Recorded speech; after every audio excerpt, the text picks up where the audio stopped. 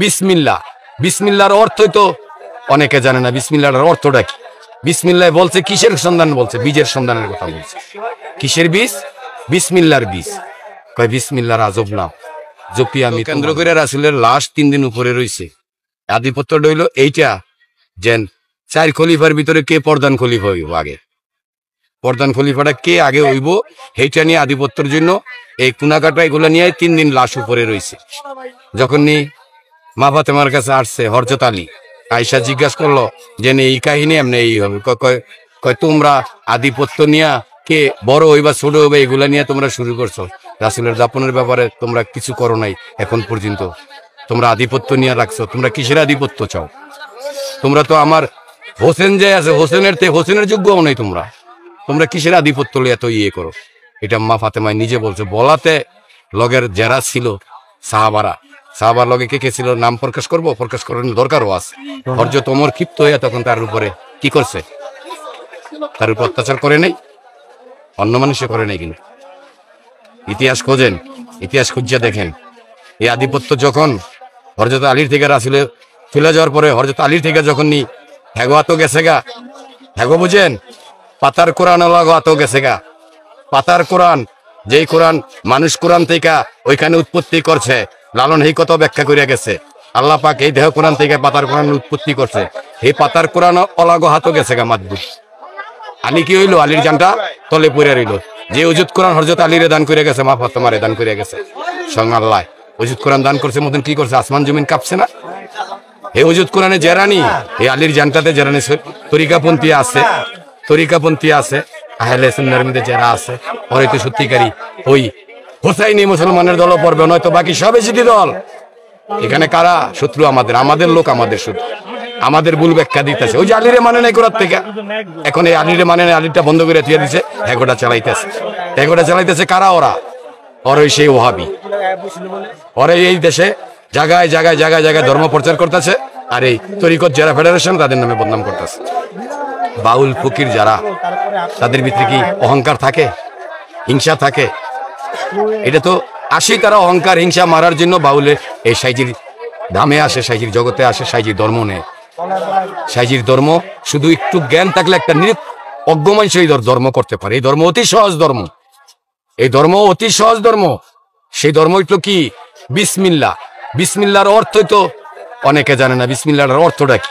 বিসমিল্লাহ বলছে কিসের সন্ধান? বলছে বীজের সন্ধানের কথা বলছে। কিসের বীজ? বিসমিল্লাহর বীজ। কয় বিসমিল্লাহর আজব নাম জপি আমি তোমার নাম, টানি আমি সুলতান ও জিকিরে আল্লাহর হককে রাখি। তাই বিসমিল্লাহ কি হইলো? বিসমিল্লাহর যে বীজ, ওটা তো হকের হাকিম। তার সম্পর্কে মোল্লার ধারণা আছে? আমি জীব, আমি কিসের বলে বাঁচবো? আমার আয়ু শক্তি আল্লাহ দিয়া দিছে। 70 বছর 80 বছর 150 বছর যাই দিছে আল্লাহ দিয়ে আমার জমিনে পাঠাইছে। আমার আয়ু যদি আমি ইচ্ছা করে নষ্ট করি, তাইলে এটা কি আল্লাহর দোষ হবে না কারো দোষ হবে? আমার নিজের দোষ হবে। আমি যদি আমার আয়ু না চিনি, আমার বল শক্তি না চিনি, তাইলে কি আমি জমিন থেকে অতি তাড়াতাড়ি চলে যাব না? আমি যদি আমার আয়ু সম্পর্কে যদি আমার জ্ঞান শক্তি থাকে, জ্ঞান থাকে, আয়ু কিভাবে রক্ষা করে চলতে হয়, আয়ু কাকে বলে, কোন শক্তিটা আমার এই দেহের ভিতরে আয়ু, ওইটা যদি আমি ঠিক করে কন্ট্রোল করে যদি আমার আয়ু শক্তি যদি আমি ধ্বংস না করি, আমি জমিনে বেশি বাঁচতে পারবো, তাই না? সেই জন্যই সাইজি বলছে যে জীব, তুমি তোমার আয়ু শক্তি বল শক্তি তুমি চিনো, তার উপাসনা করো, তারে তুমি রক্ষা করে চলো। ওইটা যদি তুমি রক্ষা করে চলতে পারো এই জমিনে, তাইলে তুমি কামিয়াবি। সেই জন্য সাইজি বলছে কি? একটি নামাজ একটি রোজা আদম জাতে করলে সারা। এটা কিন্তু 1 মাসের জন্য এই রোজাটা কয় নাই, সারা জীবন, যত জীবন তুমি বাঁচবাস তত জীবনে ওই রোজা করতে গেছি। তো সেই রোজাটা সম্পর্কে তোমার জানতে হবে না? 71 বন্ধ করে দিয়া 75 সবাত্তা খোলা রেখে তুমি রোজা, এটা কিসের রোজা? তো রোজা করতে গেছে ইন্দ্রিয়ার রোজা করতে গেছে রিপুর রোজা করতে গেছে আমার দেহের ভিতরে যত কিছু আছে আমার ক্ষতি করে তাদের বন্ধ করে তাদের রোজা রাখাইতে গেছে। সবগুলার আত্মসমর্পণ করাইতে গেছে কার কাছে? ইনসানিয়াতের কাছে। যতক্ষণ পর্যন্ত আত্মসমর্পণ না হবে আর কিসের রোজা হবে, আর কিসেরই বা নামাজ হবে? সাইজি সেই জন্য বুঝাইছে, তোমাদের ভিতরে যেই ধ্বংসাত্ম লতিবাগুলা আছে, যেগুলা তোমার ধ্বংস করে, ওইগুলারে তুমি বধ করো আগে, ওগুলারে তুমি কন্ট্রোল করো আগে। সেই কন্ট্রোলের জন্য সাধুরা দেখেন না পশুর মাংস ডিম খায় না, কেন খায় না? পশুর আচরণ জাগবে ভিতরে, ওইটার ভিতরে দুইটা শিং থাকে না? হিংস্র প্রাণীর রক্ত মাংস ভক্ষণ করিলে আত্মা হিংস্র হয়। তাই হিংস্র আত্মায় কি ওইটা কি পরমের সাথে সম্পর্ক থাকবো তার? হিংস্র আত্মায় খাবে কি? হিংস্র প্রাণীর মাংস গোস্ত রক্ত ভক্ষণ করবে। হিংস্র আত্মার কাজ হইল হিংস্র প্রাণী খাওয়া, ওইটা আরো শক্তিশালী হওয়ার জন্য। আর এই পরমাত্মা কি ওর কাছে যাবে, পরম খাবে পরমের জিনিস, যে জিনিস খেলে পরমের শক্তিশালী হবে নাকি? পরম শক্তিশালী হয়ে অসুরের সাথে সে কি করতে পারবে? যুদ্ধ করতে পারবে। এখানে জগতে দুইটা হাওয়া বসে এই ব্রহ্মে। এই গ্রহে দুই প্রকারের হাওয়া বসে, একটা হলো সুহাওয়া আর একটা হলো কুহাওয়া। একটা হলো অসুরের দুনিয়া আর একটা হলো সুরের দুনিয়া।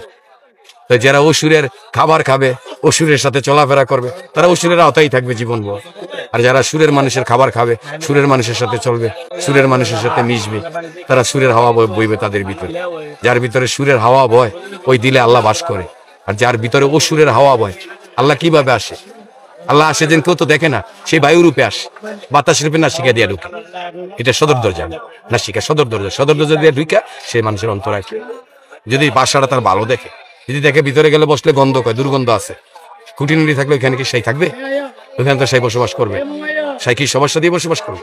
সাই দেখে কোন কোন দেহের ভিতরে, কোন দেহের ভিতরে সুরের হাওয়া বইতেছে। অসুরের দেহে কখনো সাই বিরাজ করবে না। সেই জন্য তো বলছে, যে দিলে বাপ নাই, যে দিলে জিগির নাই, সে দিল মুর্দা হইয়া যায়। তো মুর্দা দিল আল্লাহ হইতে কি জুদা, মুর্দা দিল আল্লাহ হইতে জুদা।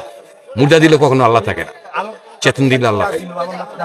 এটা হলো সাইজি হলো একটা মানুষকে মানুষ করার, সে হলো একটা কি বলবো, এটা প্রফেসর করলে ভুল হইব। প্রফেসরের উপর তো প্রফেসর পরিস্ফুটিত করে গেছে কিভাবে একটা মানুষের সাত্বিক জীবন করে জগৎ থেকে জীবের উদ্ধার হইয়া জীব যাবে। আল্লাহ জীব বারবার এই বদ্ধ জীব আসতে হবে, আসবে মরবে, আসবে মরবে। এই যে বিভিন্ন প্রাণী দেখেন না, জন্মাইতেছে কতল হইতেছে, জন্মাইতেছে কতল হইতেছে। মানুষে কি জন্মাইলে মানুষের কতল করে? মানুষ করে না। কেন করে না? এটা সৃষ্টির শ্রেষ্ঠ, কারণ এর জন্য সবকিছু তৈরি করা হয়েছে। তাই সে শ্রেষ্ঠ হয়ে যদি শ্রেষ্ঠত্বের কাজ না করে, ওই যে যাকে জব করে আপনি খাইলেন না, ওই আত্মার হিসাব আপনার দিতে হবে। আপনি যেটা খাইছেন জব কইরা, ওই আত্মার হিসাব আপনার দিতে হবে। কেন দিতে হবে? নিজে পশু, বনের পশু, আবার তুমি কেমনে খাইলা? কইছে মনের পশু করো জবাই আগে, তারপরে বনের পশু তুমি ছুরি চালাইতে পারবা। নয়তো তোমার বনের পশু ছুরি চালাই না, তোমার কোনো অধিকার নেই। তোমার মনের ভিতরে মনের পশু তুমি মারতে পারো না, তুমি বনের পশুর ভিতরে কিভাবে ছুরি চালাও? তোমার লজ্জা হয় না? তুমি পশু, আরেক পশু তুমি খাইতেছো। মানে এই কথা যদি আমি আমার সন্তানরাও বলি, আমার সন্তান আমার মানবে না। জ্ঞানী যে ওই যদিও না মানে বাস্তবিক ওই এই কি করছে ওইটারে বলে, এই প্রকাশ্য যদিও না মানে ওই লুকায় গেলেও কইব কথা সত্য। প্রকাশ্য মানলে ওর চলতে ফিরতে অসুবিধা হইব। যেমন আমার কথার ভিতরে অনেকেই ভালো লাগবে না, যারা পাঞ্জাগানা করে শরীয়ত করতেছে। শরীয়ত থেকে আমরা উৎপত্তি, শরীয়ত আমরা করতে করতে করতে করতে যখন ভালো জায়গায় পৌঁছেছি, তখন দেখলাম যে মারফতের মধ্যে আরো কিছু গোপন তথ্য ভেতরে হয়ে গেছে। তখন আমরা মারফতে গিয়ে ঢুকছি। মারফতে ঢোকার মানে কি? গুরুতত্ত্ব জানা। তাই গুরুতত্ত্ব জানাতে আমি দেখি আমাদের জীবন আরো সুন্দর সফল হয়েছে, আমাদের দেহ পরিপাটি হয়েছে। কমসে কম তাই দেহের মধ্যে কোনো ডাকাতি হয় না। আমার যদি গাড়ে গাড়ে চেক থাকে, আমার দেখ কে ডাকাতি করে? আমার চেকিং দেহের ভিতরে রাখতে হবে না। আপনার যদি গুরুই না থাকে, তো আপনি চেকিং করবো কেন? আপনি নাই গুরু, আপনার দিক কেটে দেখাইবেন। আপনি একটা কুকাম করতে যাবেন, ওই সময় করতে গেলেন আপনার ভিতরে তো না কামেল গুরু হইলে কি করস তুই, এটা করবি, এটা অন্যায়। এটা ছোট হইলে এটা অন্যায়, ক্ষুদ্র একটা পাপ, ওইটা অন্যায়, ওইটা করা যাবে না। ক্ষুদ্র একটা নেক থাকলে টোকায় লিতে গেছে করবি, আর ক্ষুদ্র একটা যদি অন্যায় কাজে ওইটাও ছেড়ে আয়া করতে কইছে। যেটা ছোটখাটো অন্যায় ওইটাও ছাড়তে কইছে, আর ক্ষুদ্র একটা অন্যায় ওইটাও টোকায় লইতে কইছে। যারা গুরুবাদী লোক, তাদের চলা ফেরা ভাষা সবকিছুই অনেক ব্যতিক্রম। তা মোল্লা মলি কখনো ওরে বশ মানাইতে পারবো না। এই ওজুদ যার ভিতরে ঢুকছে, এলমে লাদনির কেলাম যার ভিতরে ঢুকছে, ওই পাতার এলামের খাওয়া নাই তার কাছে। ওই পাতার এলাম ডেলি হয় বানায়, ওই পাতার এলাম ডেলি হয় লিখতে পারে, বানাইতে পারে। যারা এলমি লাদনি নিয়ে গবেষণা করছে, যারা এলমি লাদনির খবর নিছে, খবর নিয়ে যারা করণ কারণ করতেছে,